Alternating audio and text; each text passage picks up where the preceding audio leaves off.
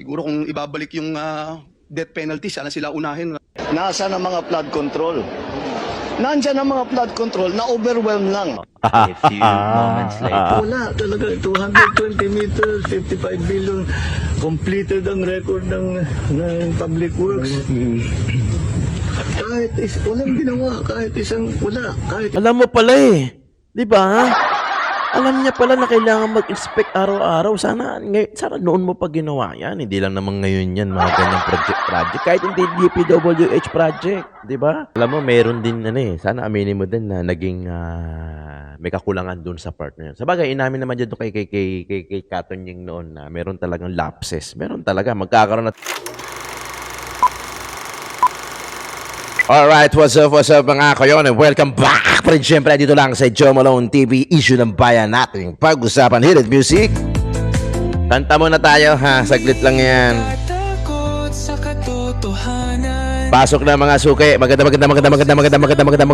umaga, hapon o gabi sa inyong lahat ha. Joe Malone TV.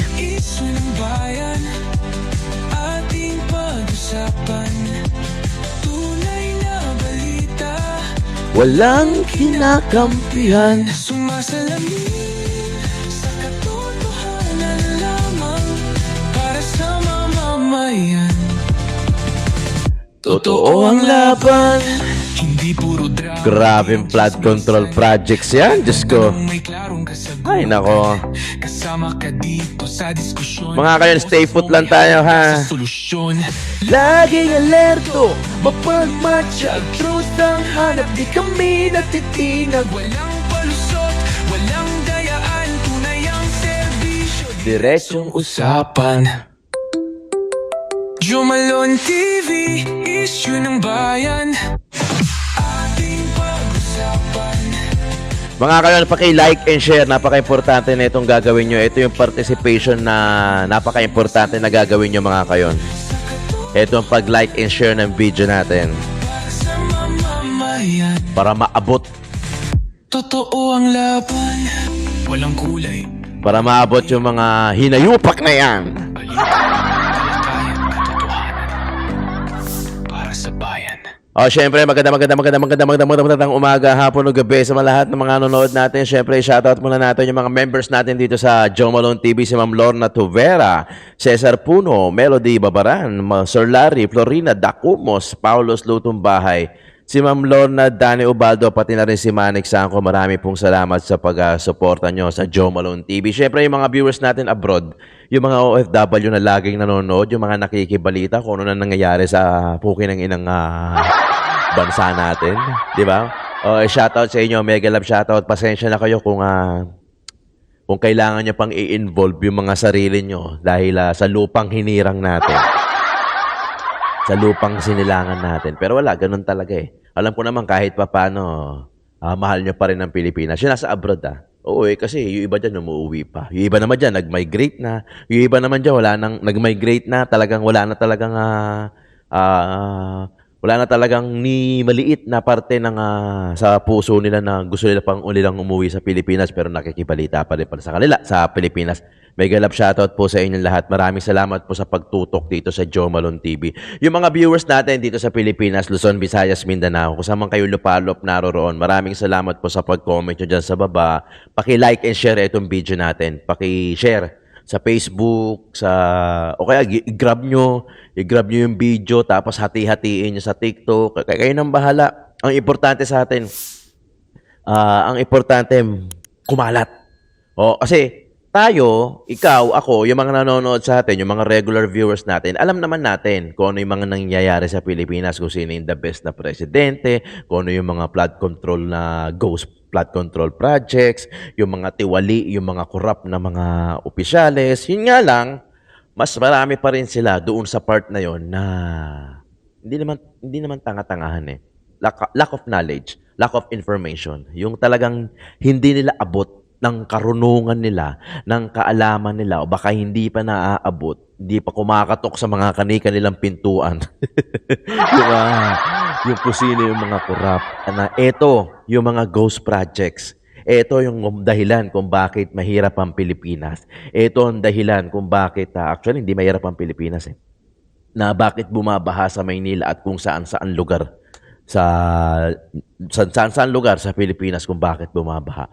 Paabutin natin sa kanila. Paki-like and share itong video na to kung gusto nyo, i-download nyo, pagtagpi-tagpiin ninyo. Di ba?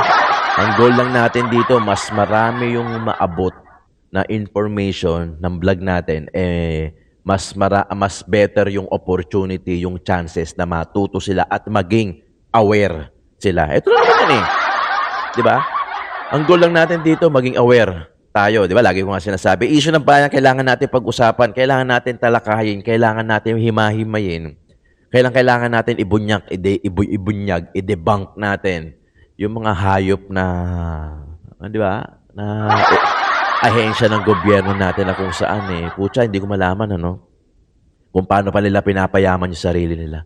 Sarili nila ba talaga pinapayaman nila? Baka mamaya pati anak, asawa, mga pamangkin, mga pinsan-pinsan, pinapayaman na rin nila. Diba? Common sakit ng Pilipinas, Diyos ko. Talagang tatakbo si ganito, kamag-anak, asawa, anak, pinsan, pamangkin, tatakbo, sila na nahahawak. Balumang sistema na yung mga ganyan. Tapos magugulat ka na lang, yayaman, makakabili ng 30 personal na sasakyan. Lupit! Tapos yung mga kababayan mo, naghihirap. Yung mga kapwa-kapatid mo, Pilipino, naghihirap. Pero kayo, golden spoon. Tapos tutulong lang kayo pagka may sobra. Okay. Since na nabanggit na rin natin, bago tayo lumipat, mga kayo, importante to, pasensya na, madaldal talaga ako Pero yung kadaldalan ko na to, talagang merong merong substance to. Walang problema sa tumutulong di ba? Lagi ko nga sinasabi rito, mayaman ka man, mahirap ka man, pwede kang tumulong, goods man, pledges man, pera man yung itutulong mo, o yung simpleng pagdasal lang kasi wala kang pera, maiaambag. Ang laking bagay nun, yung pagdadasal mo yung kapwa mo. Ang laking bagay nun, it does matter yun kay God. You know why? Kasi doon, pag nagdasal ka sa ibang tao, napaka-selfless nun. It only means lang na hindi ka selfish. Kalimitan nga ng dasal natin, Lord, maraming salamat. Bigyan niyo po sana ako ng maraming blessing. Diba? Protektahan niyo po sana ako. Diba? Bihira natin maipagdasal yung ibang tao na, Lord, yung kapitbahay namin, nakikita ko kahit isang tuka. Sana i-bless mo sila. Diba? Bihira yan. Aminin man natin. Diba? Aminin man natin. Lord, protektahan mo ako, ilayo mo ako sa mga sakit. Diba? Pero bihira natin na ipagdadasal yung Lord, yung kapitbahay namin may cancer. Terminal na. Alam ko, na siya, nalapit na sa graduation yung Lord, pero sana pahabain mo pa yung buhay nila na makasama pa nila yung pamilya nila. Putsag, bihira yan. Totoo. Di ba? Bihira. Kaya hindi ako naniniwala na ang dami ko kasi nababasa sa SOCMED na, Lord, sana yumaman pa ako nang sa ganun, marami akong matulungan. Yung mindset na yun, mali.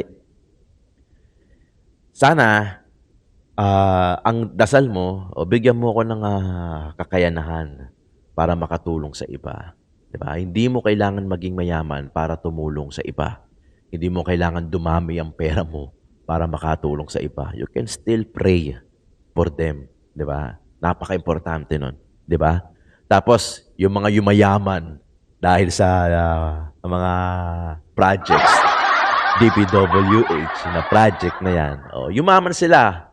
Okay? Yumaman sila. Pinagtrabahuhan naman nila, siguro. Di ba? Yung ganung konsepto, kaya sila yumaman. Tapos tutulong sila. Madali na lang yun. Di ba? Kung yung mahirap nga nakakatulong pa ano pa yung mga may sobra na mayayaman, mas kayang-kaya nilang tumulong. Di ba? Yun nga lang, ang substance lang doon, sana, hindi na sila basta-basta tumutulong kasi marami silang sobra. Madali na lang yun Pag may sobra ka, kaya nga sobra from the word itself na sobra, tumatapon na siguro yun. Imbis na tumapon, ibibigay mo lang sa iba. Diba? Madali na yun para doon sa mga may sobra. Paano doon sa mga may kulang? Tutulong ka pa ba? Wala Diba? Sa panahon natin dito sa Pilipinas, yung mga, lalo-lalo na mga nasa gobyerno, hindi naman lahat, pero karamihan. Na talagang ganun Marami silang project na ang gusto nila sila lang yayaman. Na sila lang yung magbe-benefit.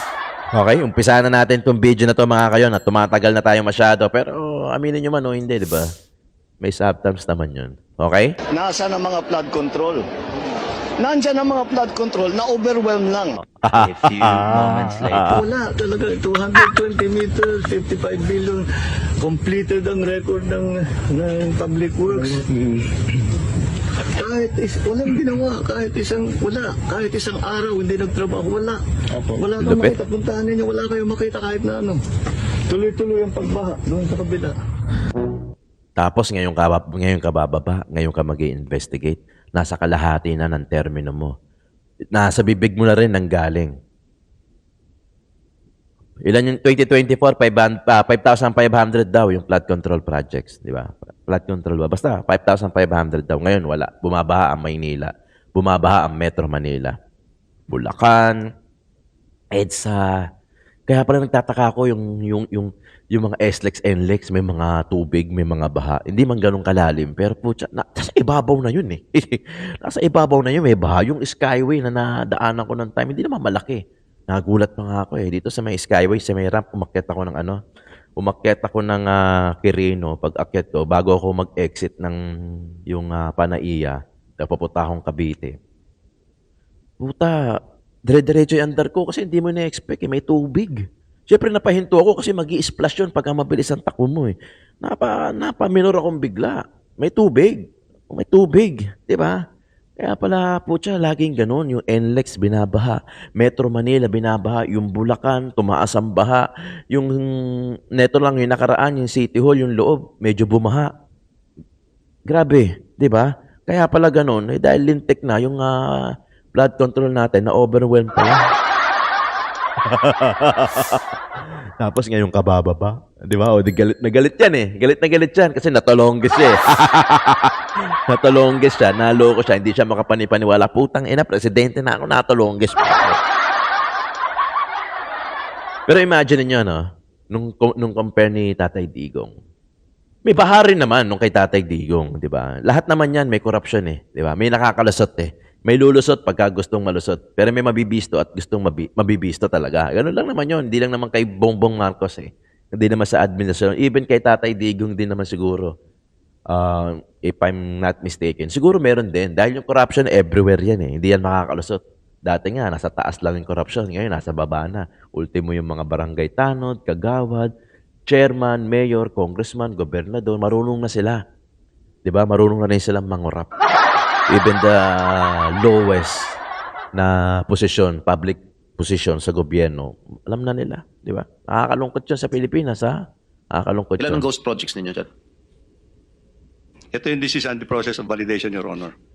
This is But do you still believe that there are ghost projects there? Or I there think so, were Your ghost Honor. projects? In all confidence, Your Honor, I think so. Siyempre meron. Mismo ang kalihim ng Department of Public Works and Highways o DPWH, aminado na may mga ghost flood control projects o yung mga pinondohan pero wala naman palang ganoong proyekto. Sa unang hearing ng Senate Blue Ribbon Committee, sinabi ni Secretary Manny Bonoan na may mga testigong makakapagpatunay ng ghost projects at patuloy daw ang pag-iimbestiga ng ahensya sa mga proyektong ito. Yun lang, matagal yan. Sigurado. Tayo na yung mga ganyan imbestiga. Sa Pilipinas, imbestiga. Naka-move on ka na. Pinatay yung pamilya mo, iimbestigahan. Sabi nito, sabi ng ganyan. Naka-move on ka na, nakalimutan mo na yung pangyayari, hindi pa rin tapos yung kaso. Sa sobrang bilis natin. Di ba? Totoo, di ba? Totoo yun. Sana, tapos sasabihin nila, nakamit na namin ng hustisya for how many years. Sana sa totoo lang, sana medyo bilis-bilisan nila. Panagutin. Di ba? O hindi mo tuloy malaman kung gano'n ba talaga katagal yung proseso ng imbestiga sa Pilipinas o pinapatagal lang yun. Which lang yun. Di ba? Kinumpirma niya rin na nakatanggap siya ng impormasyon na may mga ghost projects sa Bulacan, partikular sa mga bayan ng Kalumpit, Hagonoy at Malolos. Huwag niyo sabihin ngayon nyo lang nalaman yan, Pero ha? ang kontraktor umano na Wawaw Builders hindi sumipot sa pagdinig. Ayon kay Bonoan, halos 6 na bilyong piso ang proyekto nito sa Bulacan pero hindi niya raw masabi alin dyan ang ghost projects. Tapos na, nasunog na yung pera natin. Nakadiri kayo. Mr. Chair, Napakaraming tao ang kailangan magbulag-bulagan para magkaroon ng ghost project na ganito po kalaki. Pera. Ibig sabihin nun, 2 taon na nagbulag-bulagan po yung mga kasama ho natin. Ano?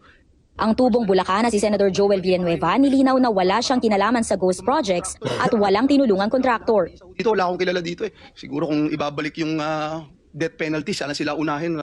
Isa ang Wawaw Builders sa 15 contractors na pinangalanan ni Pangulong Marcos na nakakuha ng karamihan sa mga flood control projects. Ayan yung top 15 contractors, oh, with the most flood control project. Isa-isayin natin. Baka medyo nakikita nyo na to eh. Legacy Construction Corporation, Alpha and Omega General Contractor and Development Corporation, St. Timothy Construction Corporation, QM Buildings, EGB Construction Corporation, Top Notch Catalyst Builders Incorporated, Centerways Construction and Development Incorporated, SunWest Incorporated, High Tone Construction and Development Corporation, Triple and Construction and Supplies Incorporated, Incorporated, Royal Crown Monarch Construction and Supplies Corporation, Wawaw Builders, MG Samidan Construction, LR Tiki Builders Incorporated, Road Rage Trading and Development Services. Sa bansa, inimbitahan ng Blue Ribbon Committee lahat ng yan at ipapasabina ang mga hindi sumipot ngayong araw, kahit pa yung mga nagpadala ng excuse letter. Ang isa sa mga sumipot, ang QM Builders, ginisa sa hearing. Dahil ayon kay Senador Win Gatchalian, nagawaran ito ng 7.3 billion pesos na flood control projects, kahit 1.25 million pesos lang naman ang kapital. There is some form of, I think, collusion or some form of corruption in awarding the contracts to contractors who are not capitalized adequately. Kinocompute ng times 15 yon, Mr. Che. Halimbawa may 1 billion ka sa bangko. Pwede ka sa 15 billion. So halimbawa may pera ka sa bangko na 2 billion, ibig sabihin pwede ka sa 30 billion. Yan ang computation. Kaya tayo yung pera natin kasama ng mga assets more than 2 billion. Kaya i-multiply natin ng 15, abot ng 40 billion. Kaya kami monta at hanggang 40 billion. Nag-init pa ang ulo ni Blue Ribbon Committee Chairman Rodante Marcoleta dahil sa hindi malinaw na paliwanag ng QM Builders na hindi pala korporasyon kundi simpleng sole proprietorship lang. Tapos, Ilang project ang na-execute mo na? Meron akong hawak na martilyo rito, sinasabi ko sa'yo. Mr. Chair. Huwag kang tatawa-tawa kasi hindi nakakatawa ito, ha? Mr. Chairman. Dito lang nagsisinungaling ka na eh. Paliwanag ni Bonoan, may sapat na lisensya naman ang QM Builders para magsilbing kontraktor. Sa ngayon, nasibak na sa pwesto ang buong district office na nag-i-inspection dapat sa mga flood control project sa Bulacan. Yan. At ayon kay DPWH Secretary Manny Bonoan, hindi siya mangingiming magsuspinde ng iba pang mga tauhan at Suspinde lang, opisyal sus basta't Maria may Jose. sapat na dokumento. ano naman yan eh. Sa mga trabaho naman, depende sa grounds eh. Usually, iba suspension, tapos babalik, ilang araw, ilang linggo, tapos hanggang, kung kumatindi yung grounds, termination. Pero, tagal pa rin yan. Sabihin lang sa inyo yan, due process. Di ba? Minsan yung due process nagiging, ano yan eh, na-abuse yan, yung due process. Na-abuse yan. Ganun talaga, nakakalungkot man isipin na minsan obvious na, minsan nakita mo na, nagnakaw, nakita na ng mata mo, pero hindi pa rin mapapatunayan. Naghahanap pa rin ng ibang ebidensya. Nakakalungkot, di ba?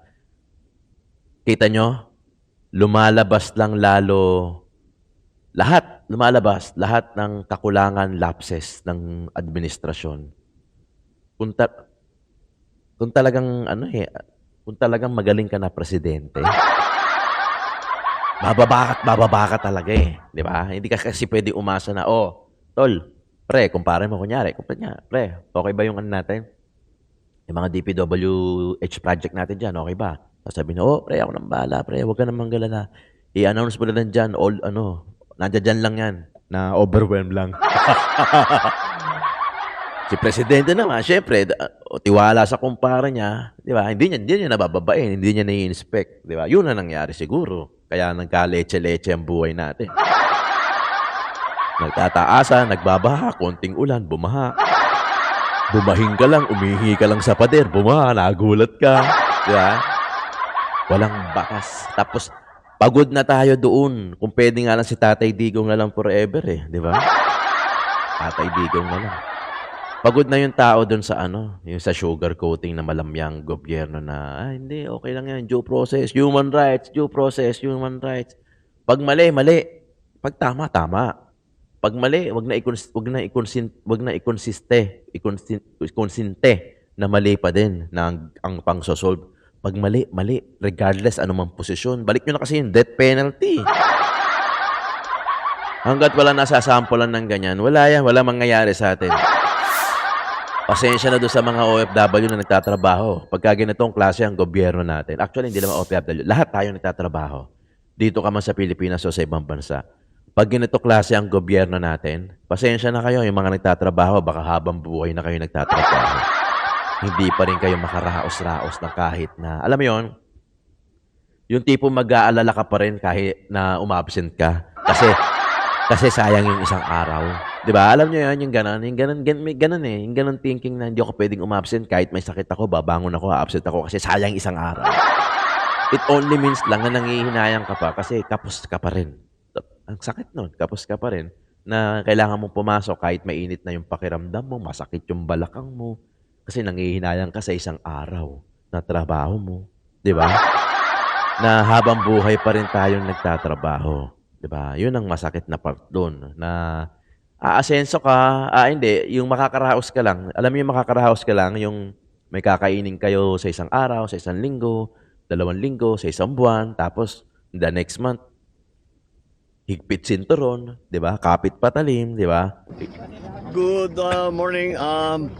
I am here together with Mayor Benji Magalong to inspect some of these problematic, again, flood control projects. I think you can see for yourself na talagang hindi trinabaho ng mabuti ito. Dahil yung ginawang slope protection supposedly dito ay bumigay kagad. Sinama, pati yung slope protection na dapat na nandyan na hindi ginawa ay lahat ito. Bumagsak dito, mabigat, nasira yung kalsada. Ngayon, nakita ngayon namin yung erosion sa ilalim ng kalsada, which is the most important part, ay wala na-erode na dahil yung ginawa nilang protection wall ay ubod ng hina, ubod ng liit. At you will see it later. You can see it there sa ilalim ng tunnel. Talagang na-erode na dahil yung slope protection dito sa baba sa tabi ng ilog ay napakababa at napakahina. Kaya nung pumasok yung tubig, nung bumigat yung tubig, tangay kagad. Natural. Kaya mo rito, tangay na itong lahat. This was all destroyed because of the landslide here, the rock slide here, and the erosion under the road. Now, the project that was supposed to take care of this cost us 260 million, more or less. 260 million.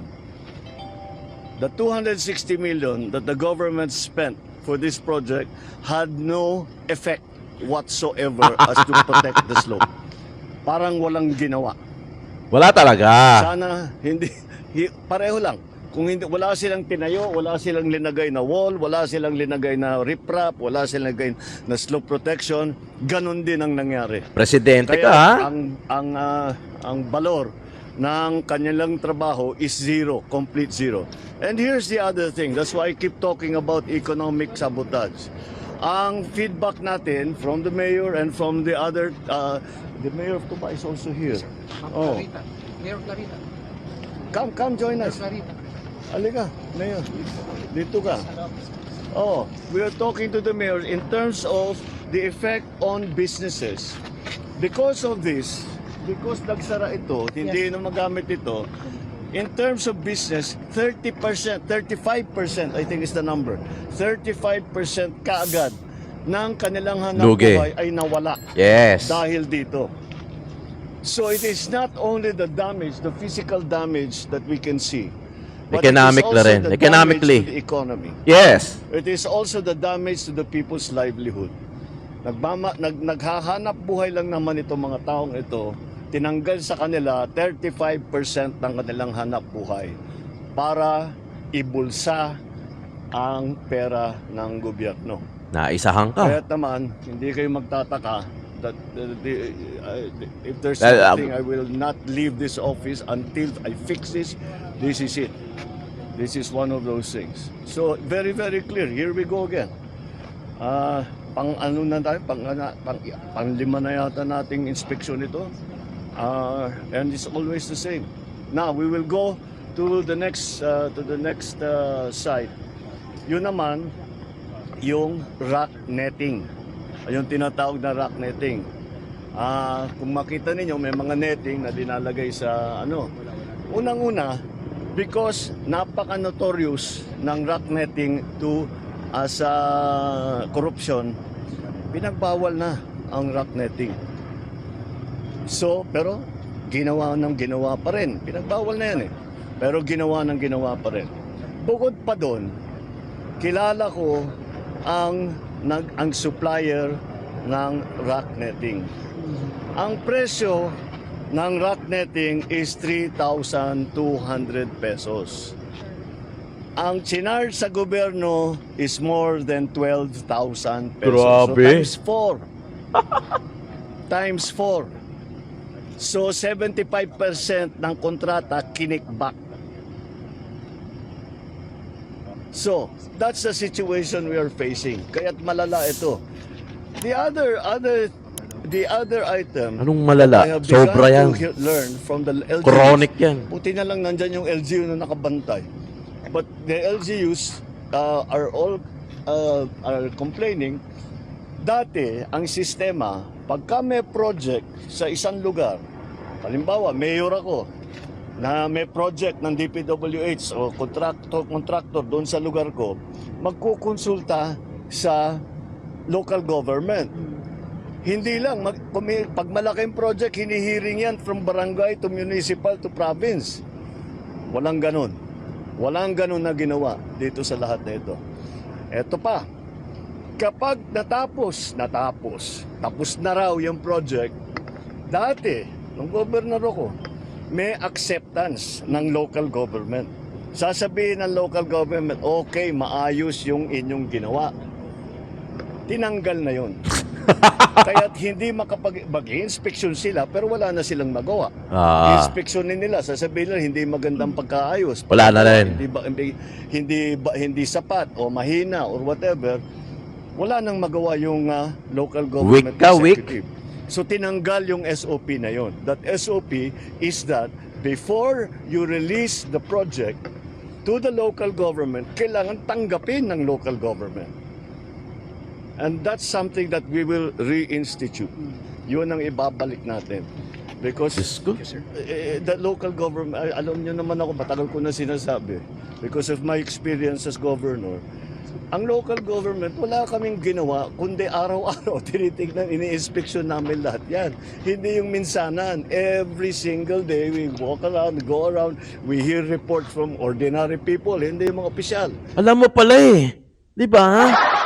Alam niya pala na kailangan mag-inspect araw-araw. Sana noon mo pa ginawa yan. Hindi lang naman ngayon yan, mga ganyang project. Kahit hindi DPWH project. Di ba?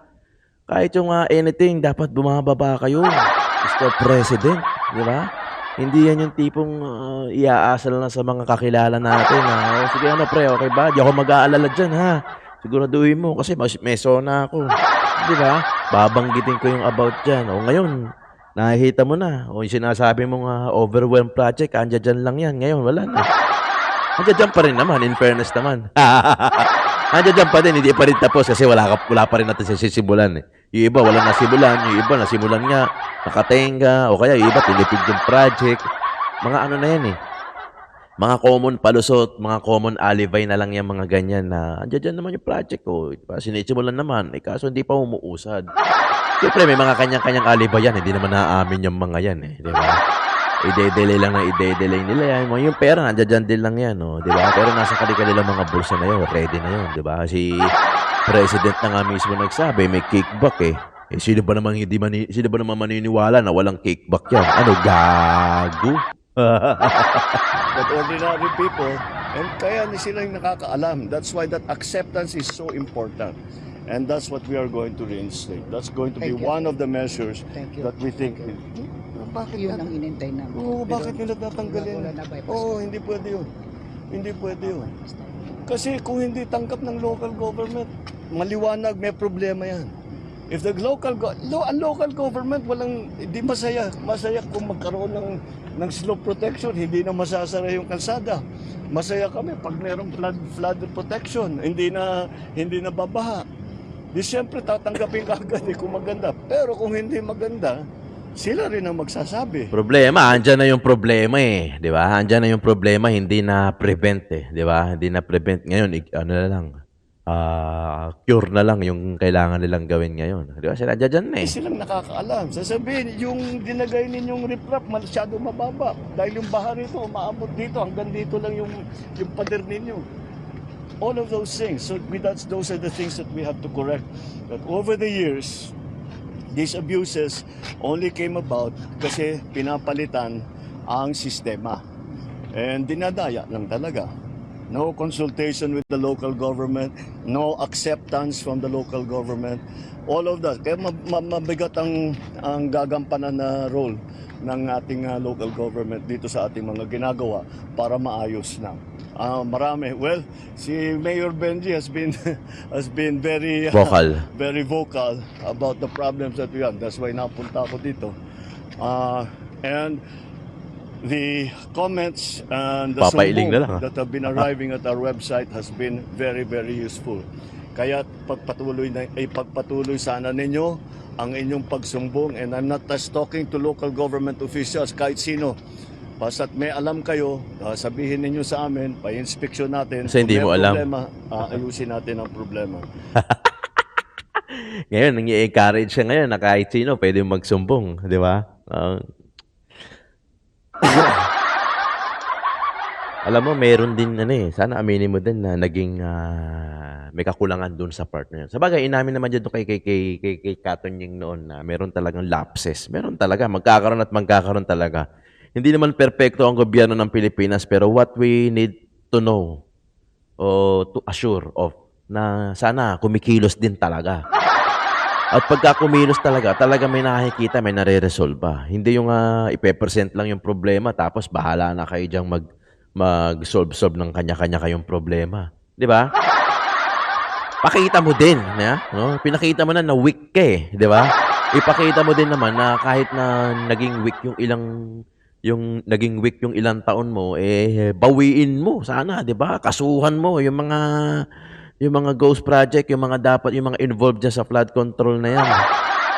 Di ba? Hindi yung lalatag nyo lang yung problema kasi nagsumbong naging vocal si Mayor Magalong. Paano lang kung hindi naging vocal si Mayor, hindi umimik yan.